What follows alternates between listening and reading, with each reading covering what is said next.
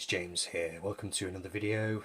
This is going to be a contest entry for the wonderful Steve Carlson. Sure, I don't need to introduce you to Steve. If you're not subscribed to him already, go ahead and do so. Great channel, great guy. He just wants us to show our Go-2 albums. So I think he mentioned 5, but I pulled out more like 22. So it's been quite tough this actually, so I'm going to go through them. It's quite early in the morning, so I don't want to go on camera, okay, so I'll do this as a bit of a show and tell. So we've got Tell Mama by Etta James, one of my favourite blues albums. It's just like having a cold shower. It's just great performances, very stripped back, to the bone kind of record. Totally just reminds you about just what's great about the blues and about music and about records. Sounds fantastic. AC/DC Power Age has long been a go-to album for me. You know, it just takes me back to my teens. It's very aggressive. It's like a slap round the face, really. Always loved it. Squeeze, East Side Story. This record taught me so much.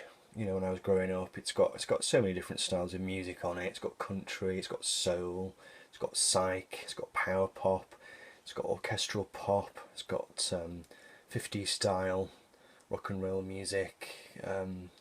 It was like a kind of pop music textbook for me growing up, really. Still go back to it all the time. Moondance by Van Morrison. Not saying it's his best album necessarily, but it's the one I tend to go back to on the iPod if I'm out on a walk on an autumn's day. It's got Into the Mystic on it, one of my favourite Van songs. Just superb. This is one of the first records I picked up after I discovered the vinyl community. LA Woman by The Doors. This is a record that was very important to me in my younger days when I was learning how to be a drummer and just trying to get my head around the history of rock music. Again, it's very kind of stripped back, you know, think Etta James, think AC/DC. It's just down to the power of the performances and just the dynamic the band had in the studio. The Curtis album by Curtis Mayfield, I go back to that one a lot. Just has a great 1970s vibe to it. Great Saturday night record. Pour yourself a glass of wine. This one, bit of a strange one for this. Level 42, World Machine. I'm not a big fan of this band, but I totally love this album. Always have done. I bought it when it came out back in the 80s, and it's just a great feel-good pop album. I like to put this one on when I'm doing the washing up. Kiss, Dressed to Kill, and their third album. It's got some great stuff on it. It's got Rock Bottom on it. Room Service, Rock and Roll All Night, of course. It's probably the most fun Kiss album that you can find out there, really. Very direct, very simple, quite short and sweet. Always reach for Stevie Wonder when the summer rolls around, so it's not the right time of year for it at the moment, but it's just such a vast, amazing album, full of great tunes, great production, great performances. Always cheers me up. I was going to put in Pet Sounds, but Hannah, the Omar Introvert, had already used that one. So I thought I'd go for Summer Days, which I often reach for. That has soundtracked many a car journey over the years. It's just a great album. Help Me Rhonda, California Girls, Let Him Run Wild. Just great Brian Wilson tunes. And the Beach Boys harmonies, of course. Otis Blue. A bit like the Etta James one. I just love the performances. I love the drumming on it by Al Jackson Jr. Otis's performance is just amazing. This is a cheap copy I picked up in a pet rescue place for about £1 a few years ago, which is fairly mind-blowing. Wanted to show a David Bowie record. Nearly was going to show Low, but that one is a bit depressing at times, so I thought in tribute to my friend Richard McCook I would go for Diamond Dogs, which I do often reach for actually on CD, of a cold winter's evening. It's one of Bowie's more immersive efforts, shall we say. Great atmosphere. I love 1984 with the Waka Waka guitars. It's like a kind of Isaac Hayes Shaft tribute, but I mean there's so many good stuff. There's so much good stuff on this record. This is a Costello record that I've been going back to a lot recently. King of America from 1986 maybe. Just love this. I love American Without Tears, Brilliant Mistake, Our Little Angel. It's his most rootsy album. Very feelingful, soulful, wonderful vocal performances, great complex lyrics, and just a great vocal performance from our boy Declan. Fantastic record. This is a record that I'll often reach for if I'm going around to somebody's house for a session of playing records, or if people are coming round and you just want to put something on. It's Saturday night and you want to make people feel good. Ry Cooder, Paradise and Lunch. From this album, check out the song I'm a Fool for a Cigarette, Feeling Good.